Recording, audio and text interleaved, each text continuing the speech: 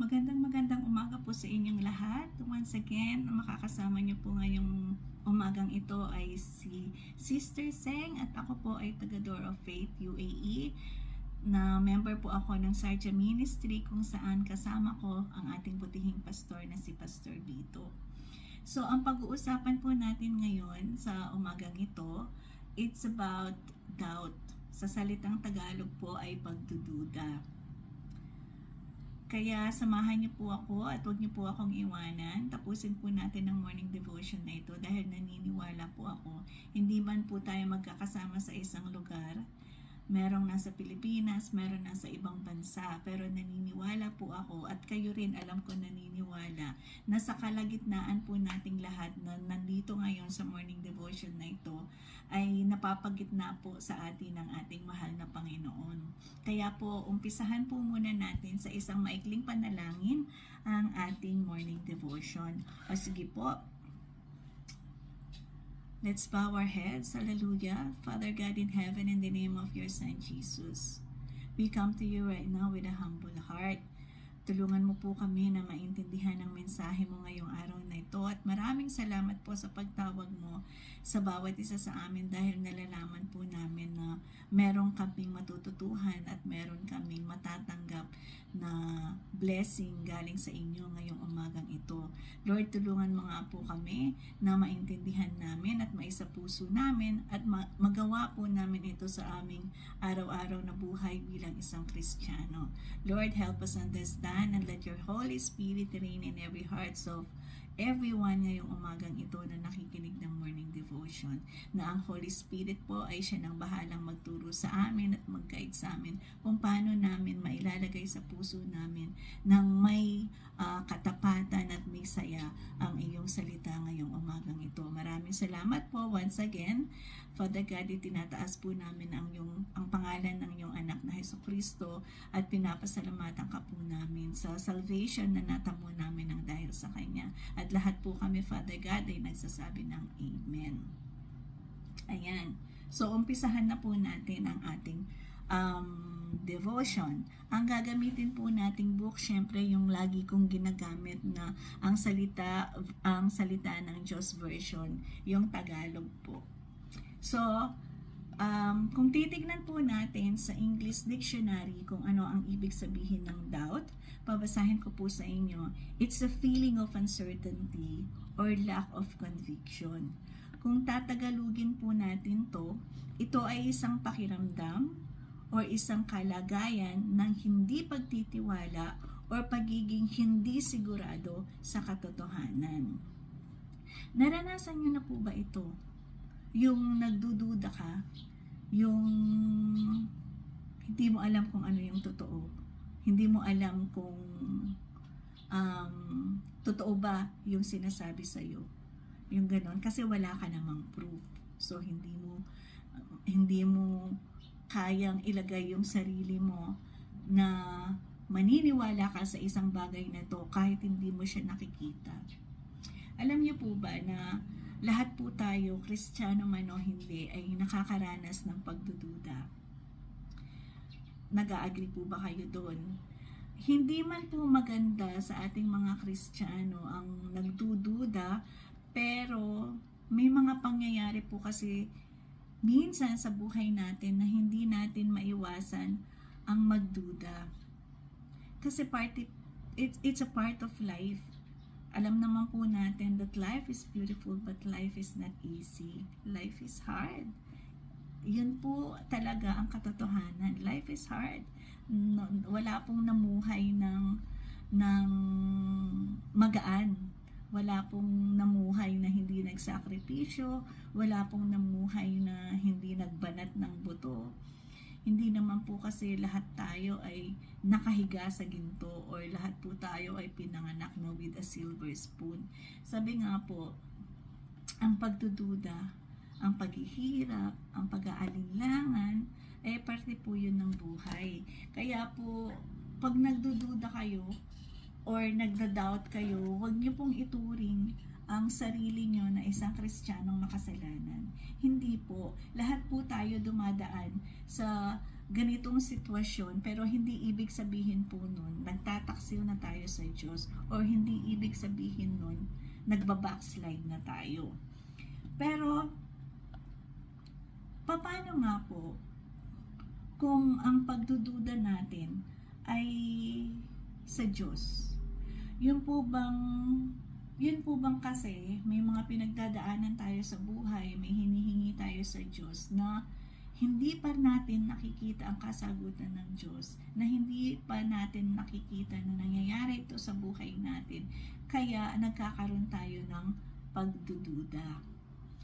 As a Christian, nadadaanan ko din po yung mga bagay na yun, kasi hindi naman po lahat ng pinagdarasal ko sa Diyos ibinibigay niya. May mga pagkakataon po na pinagdadasal ko kung ano yung gusto ko, pero hindi naman yun ang gusto ng Diyos para sa akin. Kaya natatagalan po ang pagdadasal, at dahil hindi ko nakikita yung sagot ng Diyos, dahil silent ang Diyos sa mga pinagdadasal ko, nagkakaroon po ako ng pagdududa, at minsan tinatanong ko siya kung nakikinig ka ba, God? Nakikita mo ba ako? Pinapansin mo ba ako? Do you really hear me? Do you really hear my cry? Do you really hear me when I pray? Nararanasan niyo po ba yun sa buhay? Alam niyo po ba, minsan naiisip ko, parang nagko-complain ba ako sa Diyos pag gano'n ang sinasabi ko sa Kanya? Pero as a Christian, hindi ko po kasi kaya maging hypocrite in front of God, lalo na po pag nagdadasal ako. I really say what I feel. Kung may tanong po talaga ako sa Kanya, tinatanong ko po talaga sa Kanya. Kung may pagdududa talaga ako, may pagdududa po talaga ang mga tanong ko sa Kanya. Dahil alam ko po, siya lang naman po talaga ang makakasagot nun. Nararanasan niyo rin po ba yun? Kung silent po siya sa mga dinadasal natin, ano po ba ang kailangan natin gawin as a Christian? Kung nagdududa na po tayo, meron po akong babasahing verse, at ang verse na ito ay makikita po natin sa Santiago chapter 1 verse 6. Ang salita ng Diyos version po tayo. Ito po siya. Ngunit dapat magtiwala ang humihingi at huwag magduda. Dahil ang taong nagdududa ay katulad ng alon sa dagat na tinatangay at pinapadpad ng hangin. So can you imagine, ito yung dagat, tapos usually pag nasa dagat tayo, sino po ba dito ang nagpunta ng Boracay or nagpunta ng Palawan, nagpunta ng Subic, Zambales? O sino po ba dito ang pumunta sa beach, lalo na ngayong mahal na araw? Sino po yung nagbakasyon ng ilang araw para mag-relax, kasi po araw ng namamahinga po tayo pag mahal na araw, di po ba? So napansin niyo po ba na ang alon iisa yung direction, pag ganyan, pag ganyan. Kung saan po yung lakas ng hangin, dun po yung direction ng hampas ng alon. Di po ba? Bakit po tayo hinalintulad? Bakit po hinalintulad tayo ni God sa alon? Kasi po, pag nagdadoubt po tayo, tangay-tangay po natin. Parang tangay-tangay din po ng kaisipan natin, ng kalooban natin, ng hangin. Yung po bang paganyan-ganyan tayo, pabalik-balik tayo, parang walang nangyayari sa buhay natin. Kaya po nagkakaroon tayo ng pagdududa. Yung kahit saang direction tayo ibaling ng hangin, doon tayo, kasi nga po wala tayong direction kung hindi sumunod dun sa hangin. Nawawala na po tayo sa direction o proper path o proper way kung saan tayo inilalagay ng Diyos, kasi nagkakaroon po tayo ng pagdududa.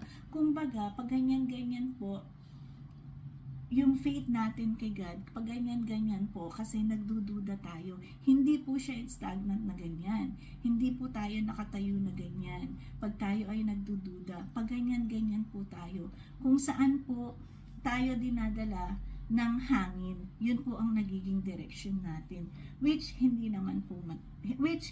po ito maganda. Pero as a Christian, alam naman po natin na iba na tayong magdala ngayon ng problema, iba na tayo ngayon magdala ng mga pagdududa, kasi po pag nararanasan natin yun, meron na po tayong tinatakbuhan ngayon, di po ba?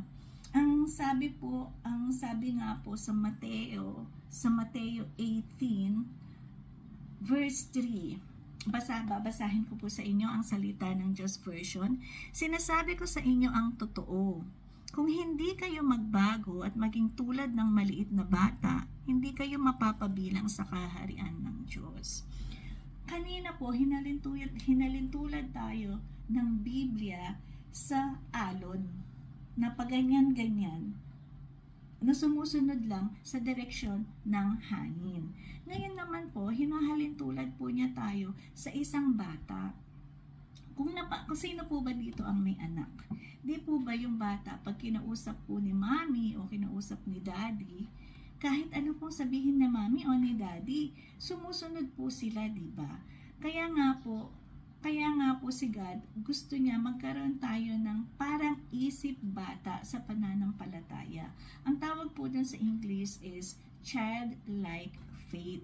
Yun po bang paniwalang-paniwala tayo kung anong sasabihin ni daddy o anong sasabihin ni mami pag tayo ay kinakausap. Hindi tayo nagdududa. Kunyari, example, sleep ka na. Sasabihin ni mami, sleep ka na. Bukas, pupunta tayo ng SM pag nag-sleep ka ng maaga. Di po ba? Yun po yung yun po yung mga madalas na sinasabi ng mga mami sa mga bata pag gustong patulogin, di ba? Yung, pag natulog ka ng maaga, pupunta tayo ng SM bukas. Tapos yung bata, walang pag-aalinlangan.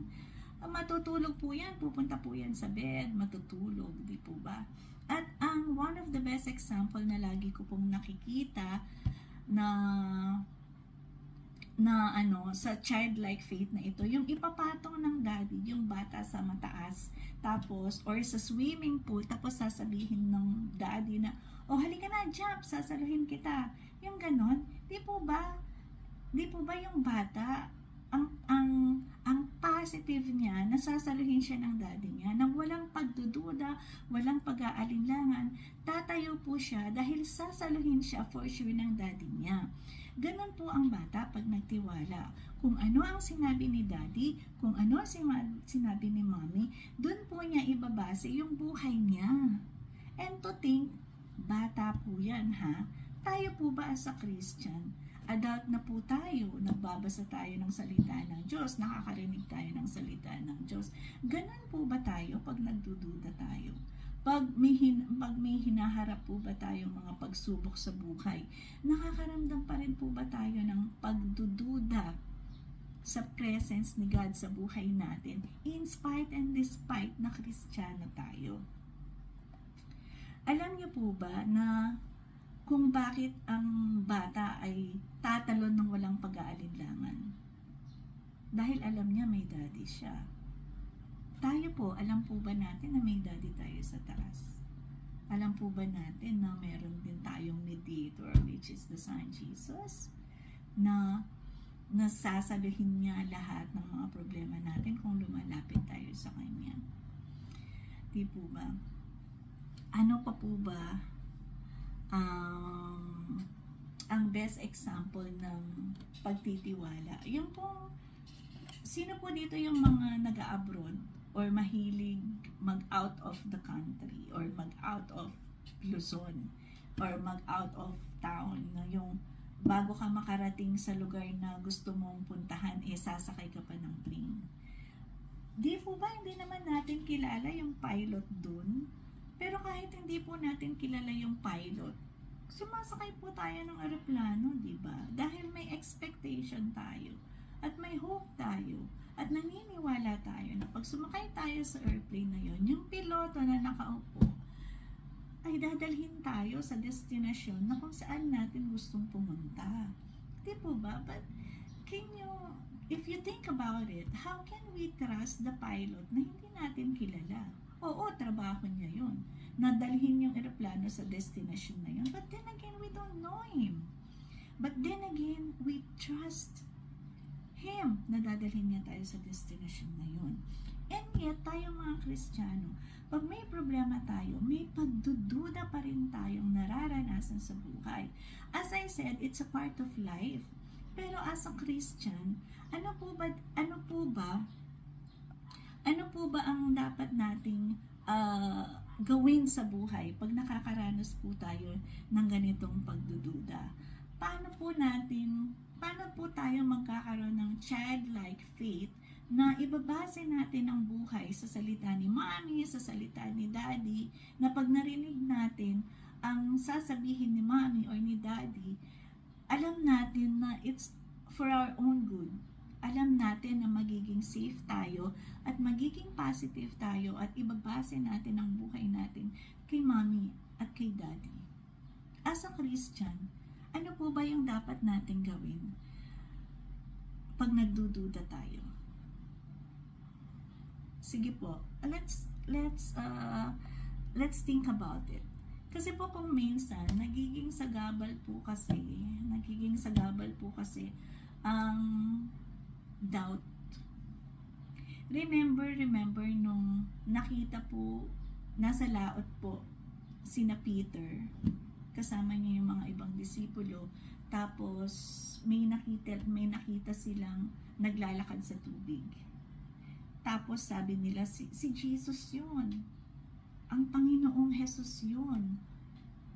Tapos sabi ni Peter, Panginoon, kung ikaw yan, Jesus, if that is you, gusto ko ring maglakad sa tubig.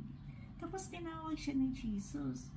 True enough, itong si Peter, lumusong nga siya sa tubig at nakapaglakad.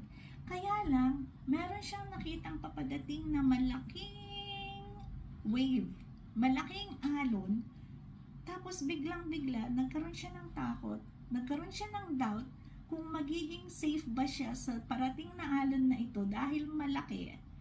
At alam niya, tatangayin siya, despite and in spite na nandyan na si Jesus sa harapan niya, nakausap niya si Jesus, nakikita niya si Jesus physically, literally, pero nung makita niya yung hangin, nagkaroon pa rin siya ng pagdududa na magiging safe siya. Ano pong nangyari sa kanya? Di po ba lumubog siya? Ano po yung tanong ni Jesus? Ano ka pa, Peter? Bakit ka nagduda? Ayan, tuloy lumubog ka. So, nangyayari po ba yun sa buhay natin? When we in fact know that there is Jesus, there is God in our life, pero lumulubog pa rin tayo kasi nagdududa pa rin tayo. Ano po ba yung sabi ng Salmo? Salmo 50 verse 15, ang salita ng Diyos version. Tumawag kayo sa akin sa oras ng inyong kagipitan at ililigtas ko kayo at ako'y pararangalan ninyo. Bakit po sinasabi dito ni Jesus na pararangalan natin siya pag may problema tayo? Ang ibig sabihin po niya dito, pag tayo po ay tumatawag sa Diyos at inilalapit natin ang problema natin sa Kanya, whether the problem is big, whether the problem is small, pag inilapit natin sa Kanya, ang ending po nun, pupurihin natin siya at pasasalamatan natin siya dahil bakit? Ang ending po, winner tayo. Dahil anuman po ang isasagot ni Jesus sa panalangin natin, whether kung ang ibibigay niya ay yung pinapanalangin natin or yung gusto niya para sa atin, kahit ano po doon, ang ending pa rin po doon, winner tayo. Huwag po natin kakalimutan na minsan kaya po matagal ang sagot kasi alam po ni God kung kailan ang proper timing, kung kailan po niya ibibigay at sasagutin ang ating panalangin. Or minsan, ang hinihingi po natin sa Kanya, hindi niya will. Will lang natin. Gusto lang natin. Paano po kung hindi yun ang gusto ng Diyos para sa atin? Sino po bang masusunod sa ating dalawa? Ako? Na tao lang? O siya? My Creator, ang God, na alam niya ang mechanics sa buhay ko, alam niya ang future ko dahil siya ay may planong maganda para sa akin dahil mahal niya ako. So, sino po masusunod? Ang will mo or ang will ni God? Di po ba? Kaya po, pag lumalapit tayo sa Diyos, panghawakan po natin yung assurance, and let's hope na kahit ano pa yun, pupurihin natin siya in the end, dahil in the end, winner po tayo. Lagi-lagi po, tandaan po natin tayong mga Kristiyano, laging-laging nasa win-win situation. Ganyan pa man, as I mentioned, ang pagdududa po talaga, it's a part of life. Mapa-Kristiyano ka, mapa-hindi.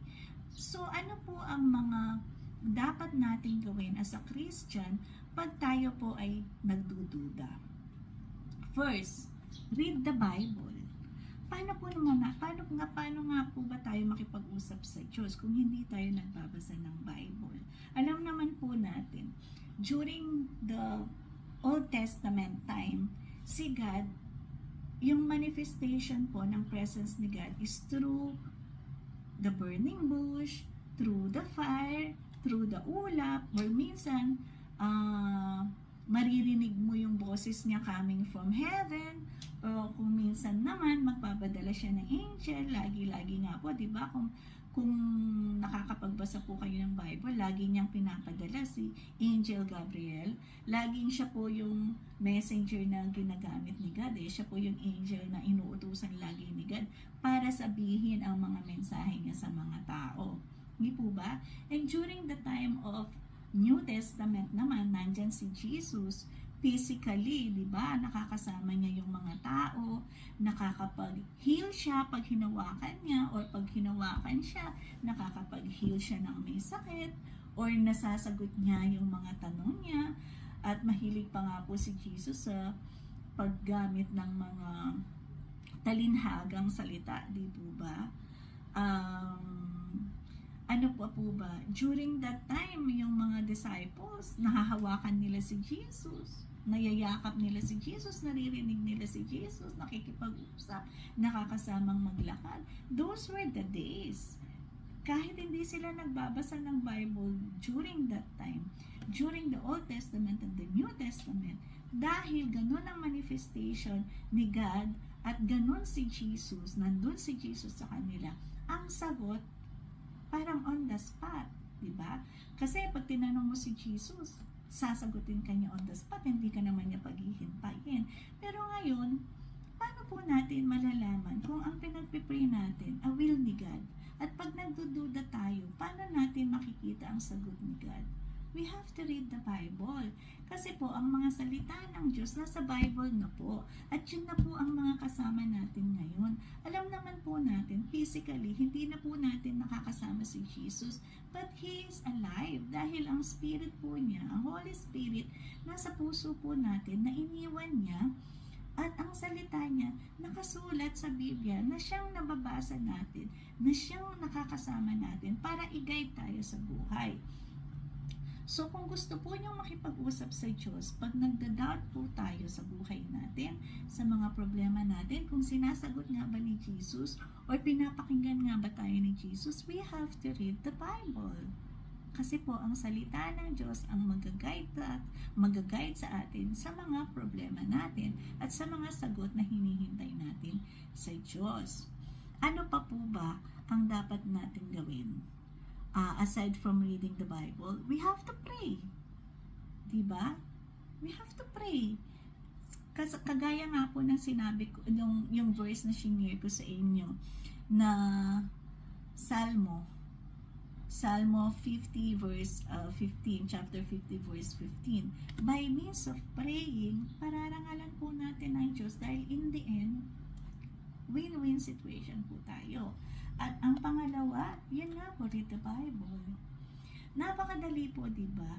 Pag nag-aalinlangan tayo, we only have to do two things. Pray, read the Bible. I'm sure, naiintindihan niyo po kung ano yung mensahe ng ating mahal na Panginoon ngayong umagang ito sa atin. When we are doubting, read the Bible. When we are doubting, pray. Dalawang bagay lang po ang pwede natin gawin pag tayo ay nagdududa. At yung mga shinare ko po na verse ngayon, uulitin ko lang po. Santiago, tatatlong verse nga lang po ang ating i-memorize or pag muni-munihin para po maintindihan natin ng lubusan ang salita ng Diyos. Santiago 1:6, ang salita ng Diyos version.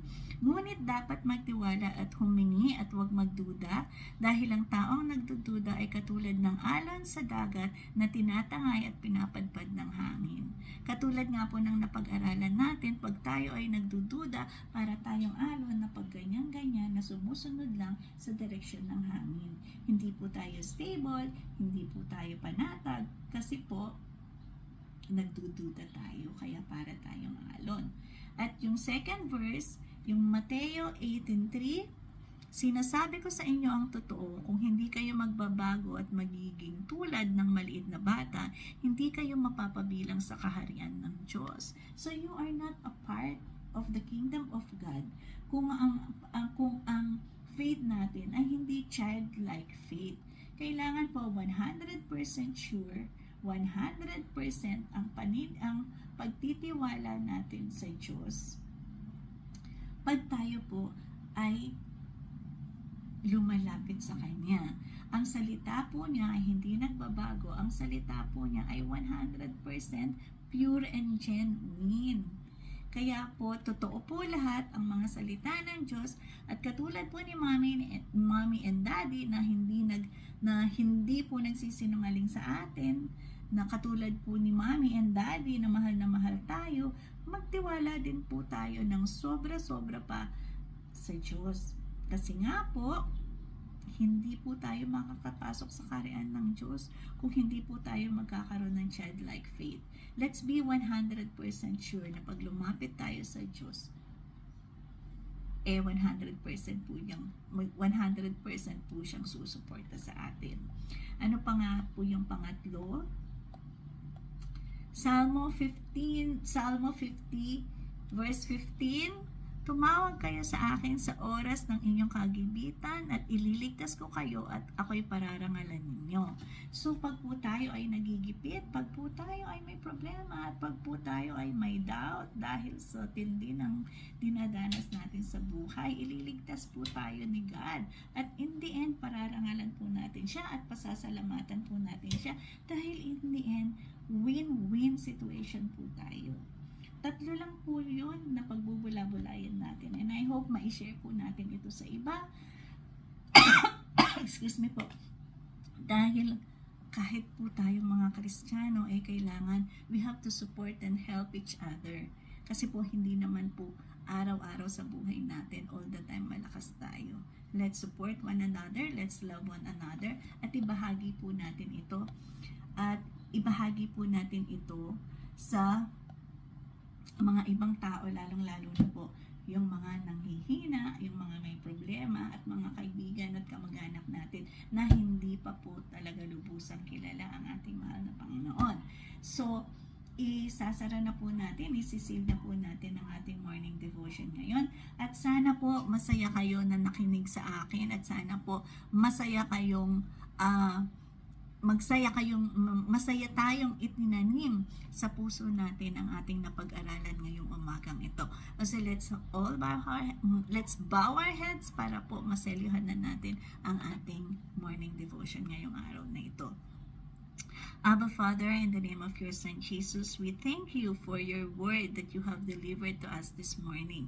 We will share this to the people who needs you the most, Father God. And it's about time, Lord, para po kami kumilos at mamunga, dahil yun po ang nararapat sa amin bilang isang Kristiyano.